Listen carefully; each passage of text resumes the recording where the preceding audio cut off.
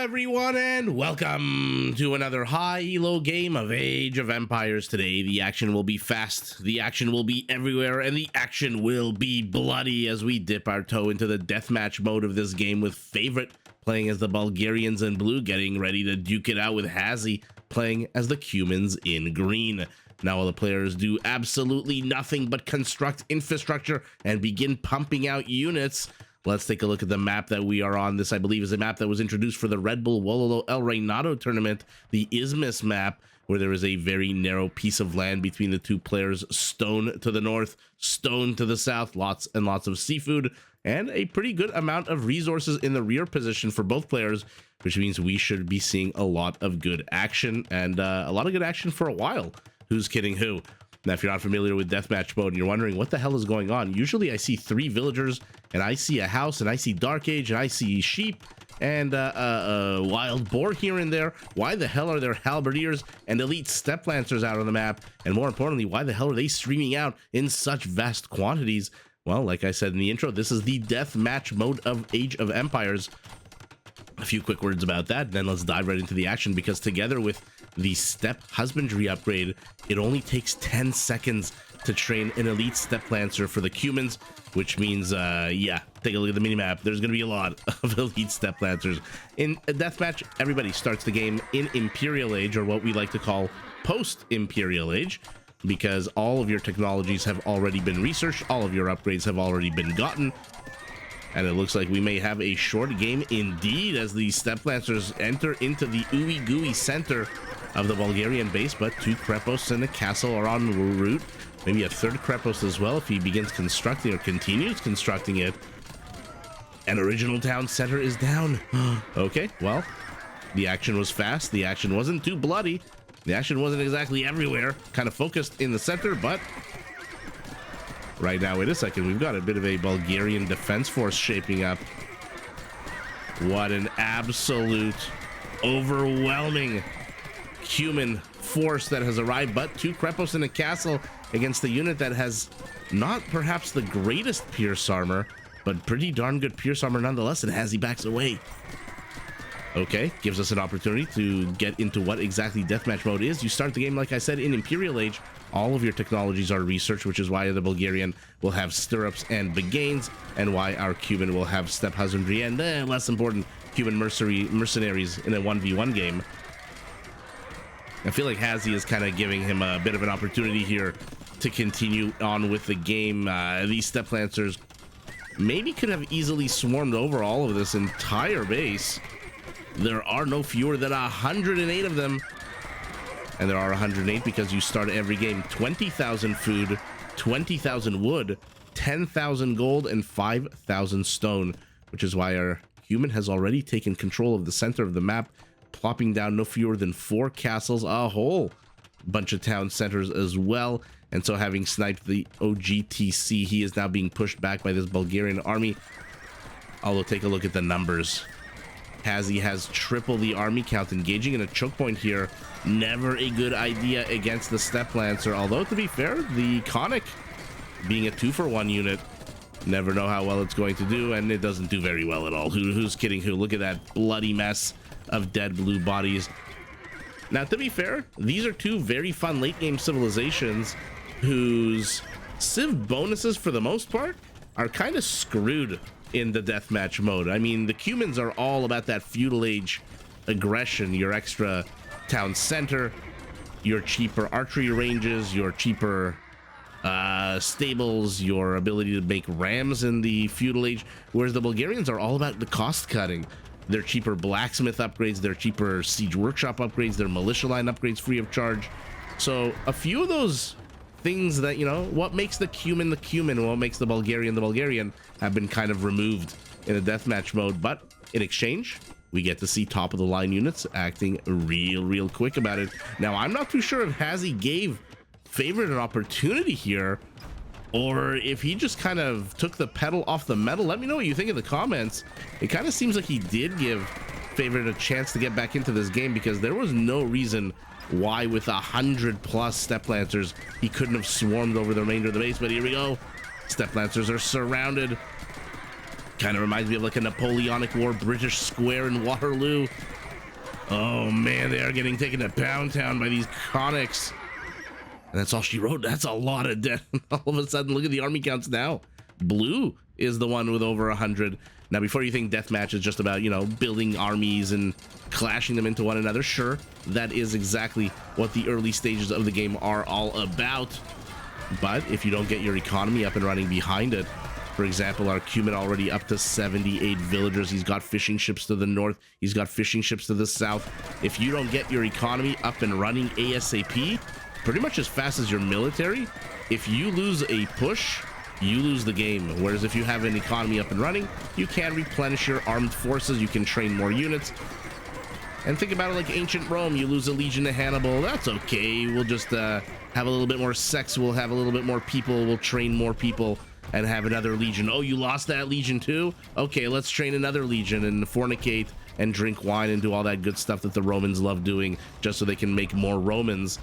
Oh, and he dies right as he steps outside the castle firing zone.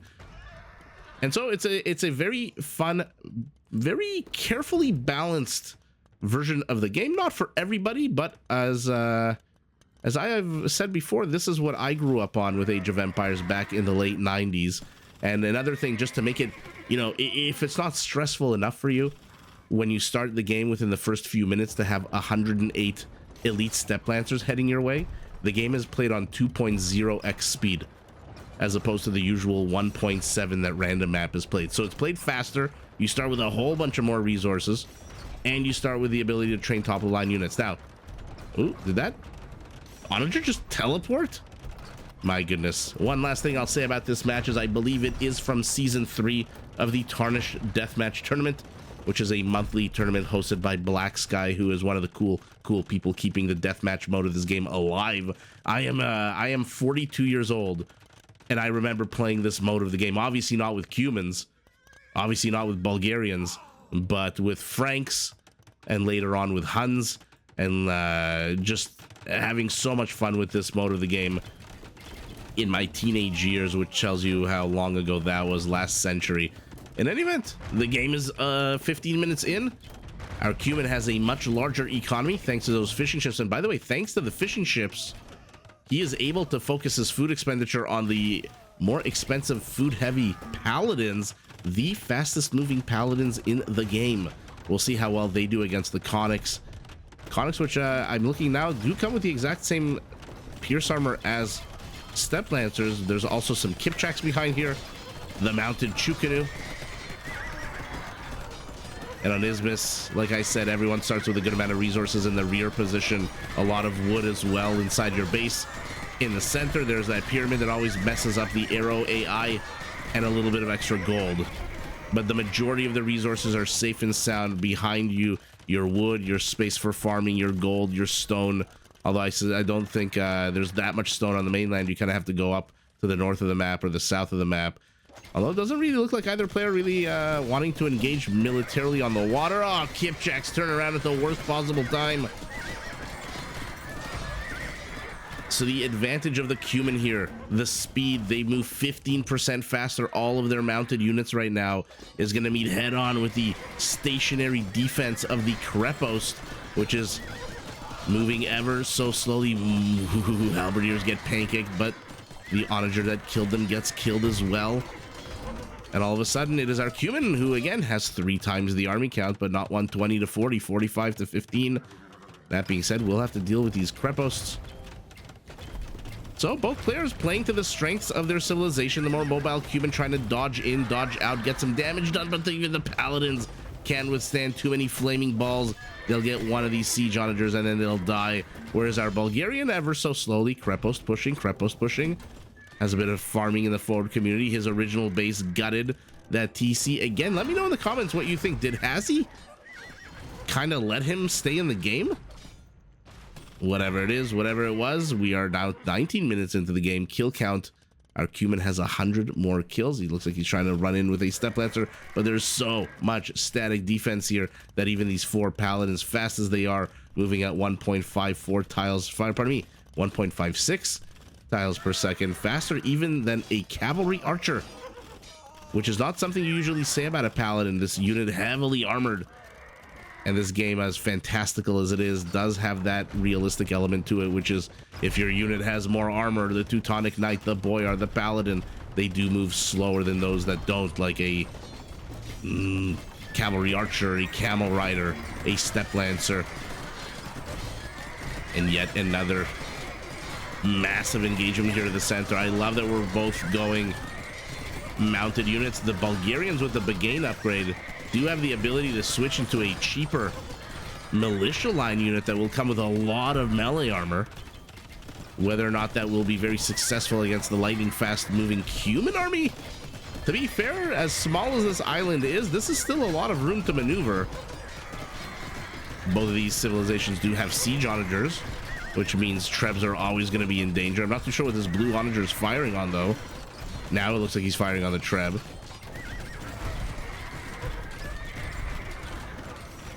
Another thing that might be a cool potential late game scenario between these two civilizations is Hussar Wars. On the one hand, you have Hussars that move as fast as Shravamsha Riders. On the other hand, you have Hussars that attack as fast as Mangudai.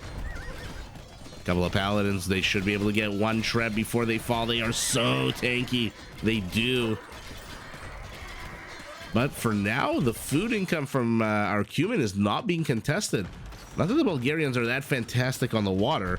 Who's kidding who? But do you really need to be that fantastic on the water to contest a fishing ship? Probably not. They are not great on the water at all. To be fair, neither are the Cumans, but 36 fishing ships. Prepost construction site blocked no longer. It will go up. More players, or rather, more siege onagers are going down. Uh-oh. Is green destroying villagers? You got 135. Are you making a transition into Hussars? This definitely is the play if somebody wants to throw away some villagers so that they can make more room for trash units, or maybe he just very cockily thought he would control this part of the map. Army count 71 to 52. Villager count identical. One all land base, one more amphibious, and he's landed to the north as well, but might want to wake up. Hello. Does have enough stone for one more castle, does our Cuman. By the way, we'll have enough stone for about 1 billion more castles if he mines all this out. Not to mention even this, the southern portion, and détente. As we approach Christmas time, always reminded of World War I, where they both sides, this Central Powers and the Allies, took a little bit of a break to play some soccer in the mud or whatever. I don't really know if that really happened or not, but there was some armistice for a day or two. But here we go. Holidays are over. We're back to the killing fields as our Bulgarian just absolutely swarms over this entire Cuman army. Why were the Paladins not called in? You are a contingent 18 strong of full health Paladins. Why were you not involved in that fight? Now, Steppe Husbandry, I believe, also does apply to your Cavalry Archers. And you do have a good amount of wood. I don't see a single archery range, though. He was relying more on his Kipchaks than Cav Archers. And Cav Archers do come with a decent attack bonus against Spearman line units. Oh, now the Paladins move forward. Now there's way too many Halberdiers. And here we go, the Hussars. Look at that movement speed. Where are you? 1.74. You know what? If our Cuman can keep tackling small portions of the Bulgarian army, I mean, one-on-one, he's not going to stand a chance. He's down like 30 army, 20 army count. But if he can keep pulling units to the rear like this and engaging into smaller clumps, these Paladins are going to be worth their weight in freaking gold. And here we go. They're going right after the Trebs yet again. All 3 Trebs do die, and mission accomplished. They back away. Neither player has any real resources to speak of. Our Cuman does have a lot more gold, a lot more stone, but our Bulgarian has a lot more food. How's your mining operation here? Okay, it's up and running. Needs more castles. Once you get rid of your opponent's Trebs, you need more static defense. More is the name of the game here. Skirmishers take out monks. Skirmishers are targeting this halberdiers. But wait a second, where the hell are all the paladins? There's no paladins left. And that's it. No paladins means no heavy, chunky defense, means only trash. Literally, only trash here for the Cuman. And to be fair, even without Bracer, the trash is pretty darn good here for our Cuman. All three military branches of garbage. Your Skirmisher, your Halberdier, and your Hussar. Unfortunately, you're still facing gold-intensive units. A Hussar versus a Conic. Not a fair fight at all. And losing... I mean, HazZy's resources are pretty damn good. The problem is he doesn't have the time to build another castle. Where's he going to even put it? I don't think you can even fit it up here. Maybe you try to build it here, but look at where the Bulgarian army is. It's so close. And HazZy, again, did he let Favorite have a chance here? These are, by the way, the two best American players. I believe currently HazZy is ranked number 2 in the world, and Favorite is ranked number 3, both behind Frost9, the Swedish player who has been riding high as number 1 for a while now. But I believe these are the two best American players, if I'm not mistaken. And yeah, even though HazZy, I mean, what do? You can train Step Lancers, I guess. Like I said, 10 seconds to train a Step Lancer. You've got 6 stables. Let's do the math. Let's see if we can figure it out. That's every 10 seconds you get 6, and you've got enough gold for what? Golden food for how many Step Lancers? Ooh, I want to say 25, maybe 30. Well, let's say 25 conservative. Let's say 24, just to make the numbers work. In 40 seconds, you can have 25 Step Lancers. That's pretty damn bonkers. And then another castle. And then after that, another castle. So HazZy doing an amazing job economically. He's got more villagers, fishing ships. He's got the bigger economy. Res collected. He's ahead. Almost 9,000 res. But unfortunately, after giving a bit of a... taking his foot off the gas here in the beginning 4 minutes of the game... Ever since then, it's been kind of like a backwards fighting. He took that absolutely atrocious engagement here against the Conics and lost the half of his Step Lancers. And ever since then, it was just step by step by step. The old Bulgarian Krepost push. They're just shoving infrastructure in your face little by little by little. Enough. How many other Kreposts are up at home? -2. Let's get rid of these two. 9 Kreposts at home are defending you against raids. I love that they're in clumps of 3. 3 over here, 3 over here, 3 over here. Not a bad 3 shall be the number of thy counting. And wow. Well, there you go. If you've never watched Deathmatch before, let me know what your thoughts are in the comments. It's like I said, this is what I grew up on with Age of Empires for the most part, back in the late last century. And it was just so much fun. 223 Step Lancers, pikemen. Forget the pike and halbs. 129 paladins, 21 siege onagers, 254 conics, but ultimately I guess the siege onagers hits were just much better for our Bulgarian, even though the last two are kind of hanging out here doing nothing. And ultimately HazZy, let's take a look at the actual PKPM, 8 minutes in, 19 minutes in. So both in different times of the game. Economically, yeah, about 9,500 resources, 3 relics to 2 for our Cuman. Ahead in all metrics except stone, which is surprising. How did that? Oh, pardon me. How did that happen with him being here on stone? Okay. Well, there's your Krepost. There's your affording of Kreposts for our Bulgarian. No conversions. We saw a monk go up. We saw a monk die, raising double the amount for our Bulgarian. And look at the final kill count after 30 minutes. Basically. Is that even one? Yeah, that's 2% apart, right? 70 would be 10 and 7 would be 1. That is all less than 2% apart, 1.5% apart in kill count.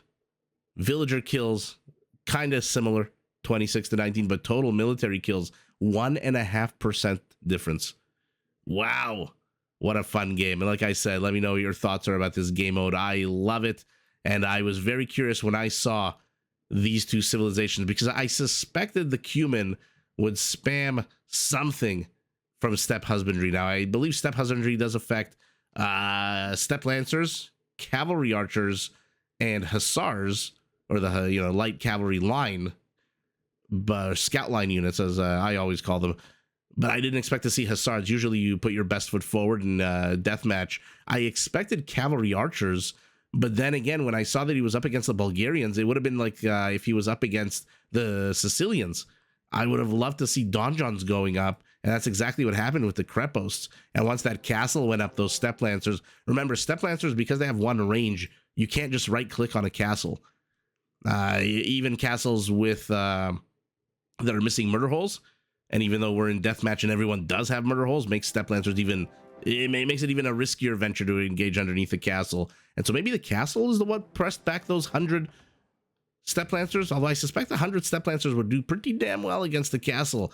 So HazZy maybe through this game in the 4th, 3rd, 2nd, 5th, 6th minute of the game, whenever it was, that he took his foot off the gas, or maybe he just was genuinely scared of losing his Step Lancers. But when I saw this Civ matchup and I saw the lightning fast Cumans versus the static defense Bulgarians, I knew I had to cast it. I'm happy I did. We got to see all the heavy hitters of both civilizations, and that was a lot of fun. And ultimately, though, HazZy, even though he had the better economy, even though he took control of the water, the food that came with it, the stone above, not so much the stone below, but ultimately, even though he initially took very good control of the map, our Bulgarian just held firm, pushed back little by little, as the Bulgarians do, pressed even more with Krepos, as the Bulgarians do, trained the 2-for-1 Conic, as the Bulgarians do, and then took the W. And it is favorite, our Bulgarian in blue, who wins the game. But GG in a lightning fast, bloody matchup to both players. Did you enjoy this video? Check out these other clips and make sure to subscribe and enable notifications so that you're notified of my latest uploads.